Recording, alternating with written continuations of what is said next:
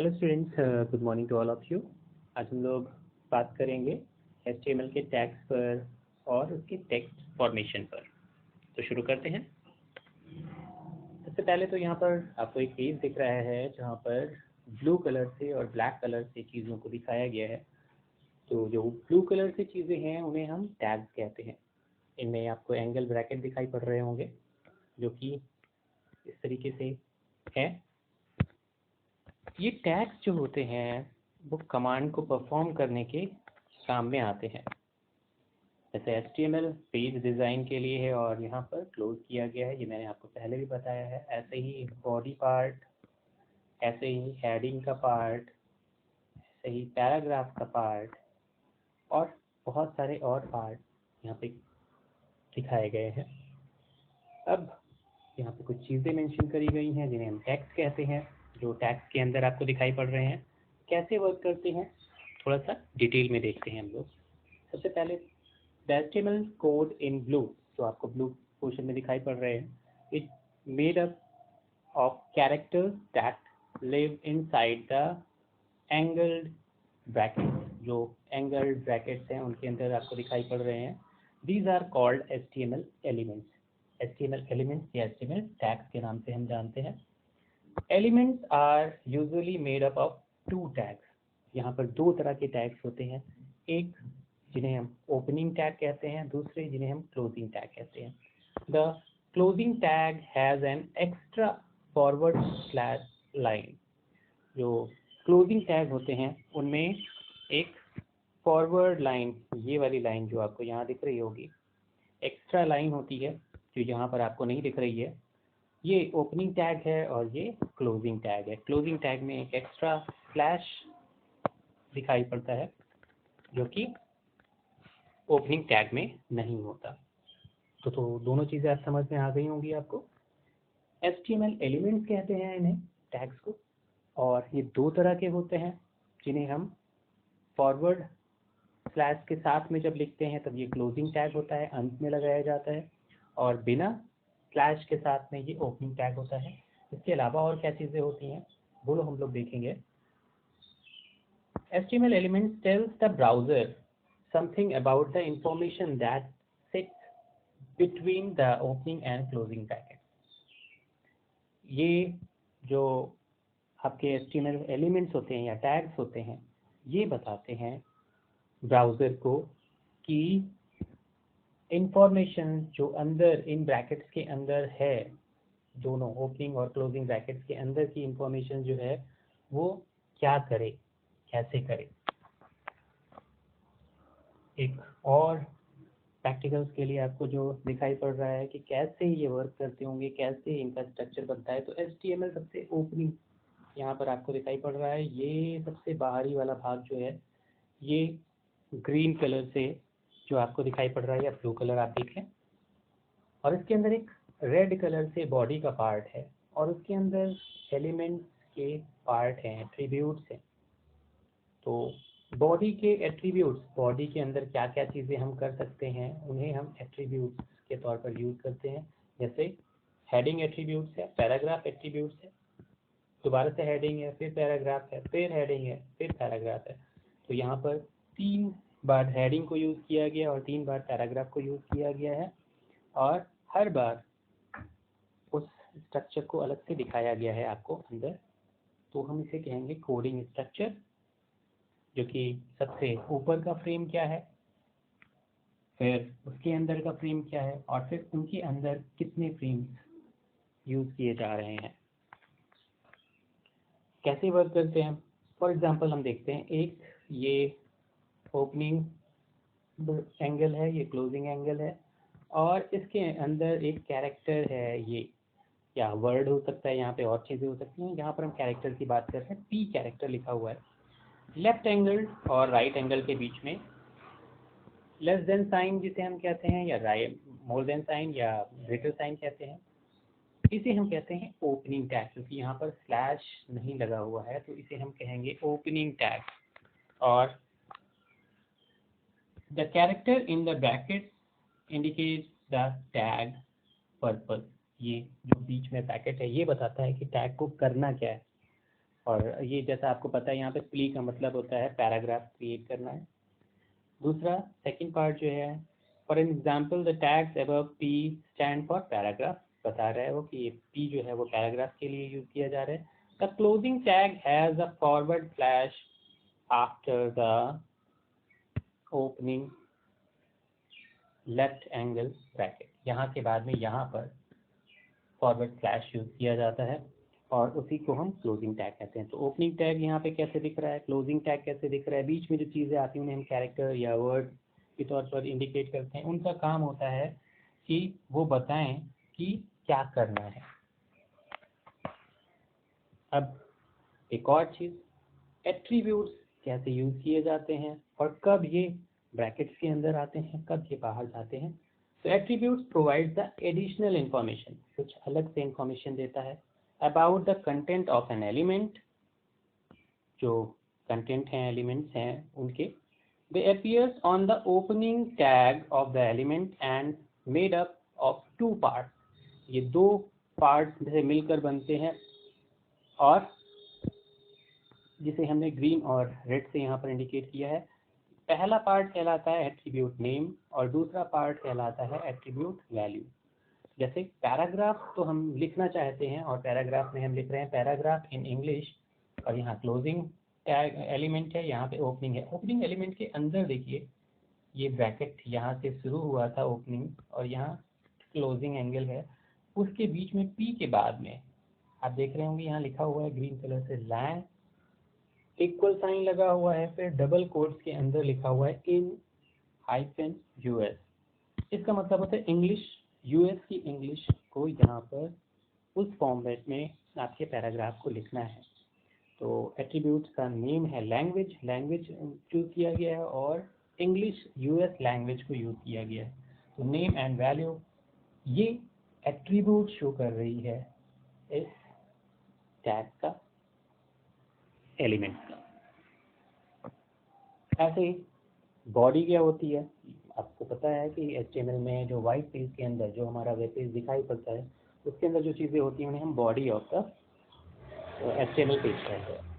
You met the body element in first example, पहले ही आप देख चुके हैं।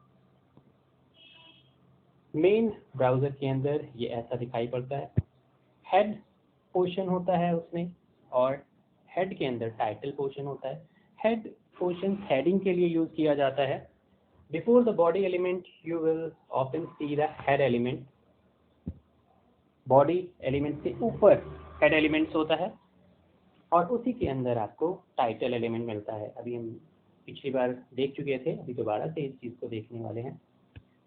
टाइटल एलिमेंट्स में हम वेब पेज के टाइटल को लिखते हैं।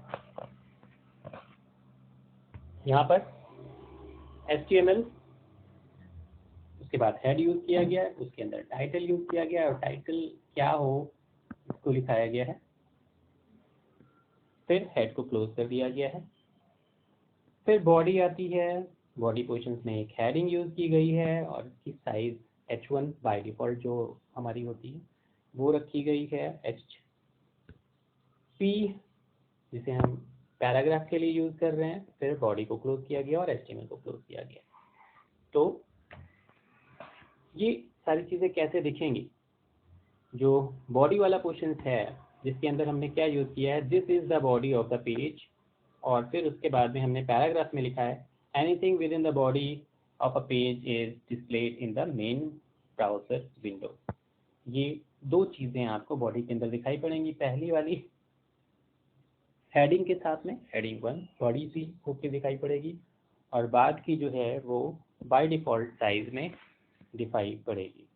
तो ये देखिए पहली वाली जो हेडिंग है this is the body of the page, वो H1 हेडिंग के साथ दिखाई पड़ रही है और बाद में आपको ये जो पोर्शन दिखाया गया था पैराग्राफ का वो नीचे दिखाई पड़ रहा है। हेडिंग कितनी तरह की होती हैं, तो यहाँ पर H1, H2, H3, H4, H5, H6 6 headings होती हैं। लेवल ऑफ हेडिंग लिखा आपको जहाँ पर ब्लू और ब्लैक दिखाई पड़ेगी, इसका मतलब है ये हम लोग नोट पैड पर चीज़ों को मेंशन कर रहे हैं, नोट पैड पर ये चीज़ लिखी जाएगी। बॉडी पोर्शंस के अंदर, और ये काम करेगी वैसे ही आउटपुट देगी जैसा अभी आपने पहले देखा था। लेकिन इस बार आउटपुट कैसा होगा वो हम लोग देखेंगे। आउटपुट ऐसा दिखाई पड़ेगा, पहली एडिंग बड़ी होकर दिखाई पड़ेगी, उसके बाद सेकेंड H2 वाली इससे छोटी, H3 उससे छोटी, H4 उससे छोटी, H5 उससे छोटी, और H6 सबसे छोटी हेडिंग के साथ में दिखाई पड़ेगा। Paragraph. To create a paragraph, surround the words that make up a paragraph within the opening P tag and closing P tag। तो यहाँ ओपनिंग टैग होता है, क्लोजिंग टैग होता है, और इनके बीच में जो चीज़ लिखी जाती है उसे पैराग्राफ। यहाँ पर आपको दिख रहा होगा आउटपुट कुछ ऐसे दिखाई पड़ेगा।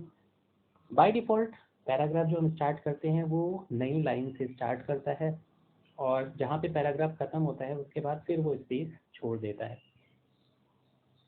ये आपका नोटपैड का पोर्शन, और ये आपका वेब ब्राउज़र के अंदर वेब पेज जो खुलेगा उसमें कैसा दिखाई पड़ेगा वो।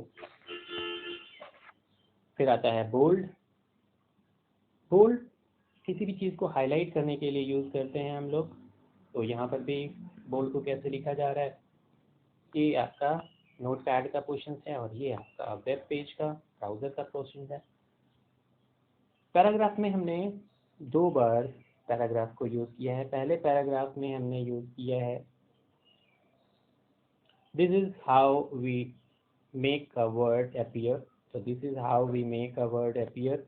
और उसके बाद में बोल्ड के लिए हमने बोल्ड एंगल यूज़ किए हैं, मतलब ये वाला पोर्शन जहाँ पे बोल्ड लिखा हुआ है ये बोल्ड होकर ही दिखाई पड़े, मतलब गहरा चौड़ा होकर दिखाई पड़े। तो ये दिख रहे होंगे आप, बोल्ड आखिरी में चौड़ा और गहरा होकर दिखाई पड़ रहा है। ऐसे ही सेकंड वाले पैराग्राफ में देखिएगा जो की फीचर्स है ये जो है वो बोल्ड में दिखाई पड़े। तो की फीचर्स यहाँ आपको बोल्ड में दिखाई पड़ रहा है, चौड़ा और गहरा।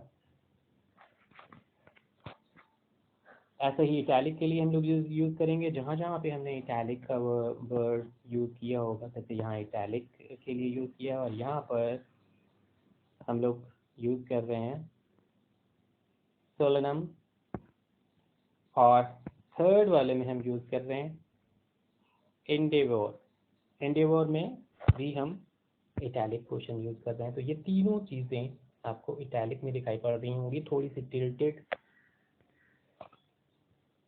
उसके बाद बात होती है सुपर और सब स्क्रिप्ट की। सुपर स्क्रिप्ट और सब स्क्रिप्ट में क्या चीज़ें लिखी जाती हैं पिछली बार मैंने दिखाया था। आज एग्जाम्पल के तौर पर हम लोग नोटपैड में जैसे यहाँ पे लिखा हुआ है ये क्वेश्चन, सब के अंदर हम TH लगा रहे हैं। जैसे हम कोई भी चीज़ लिखते हैं, फोर्थ यहाँ पर जो यूज़ किया गया है फोर्थ के बाद में TH लगाया गया है सब के लिए, और तो सुपर के लिए। तो ये ऊपर की ओर उठकर चीज़ों को लिखता है।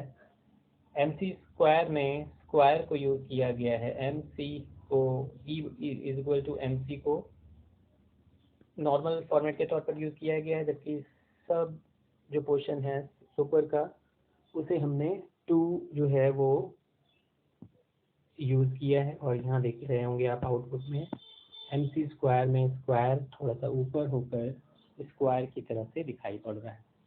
ऐसे ही सब स्क्रिप्ट में हम जब यूज़ करते हैं तो सब स्क्रिप्ट में हम क्या करते हैं, जैसे केमिस्ट्री के फार्मूले मैंने आपको बताया थे, CO2 में 2 आपका सब के तौर पर यूज़ किया जा रहा है। ऐसे ही ये 2009 1 जो दिखाई पड़ रहा है, 1 नीचे की ओर आपको दिखाई पड़ रहा होगा।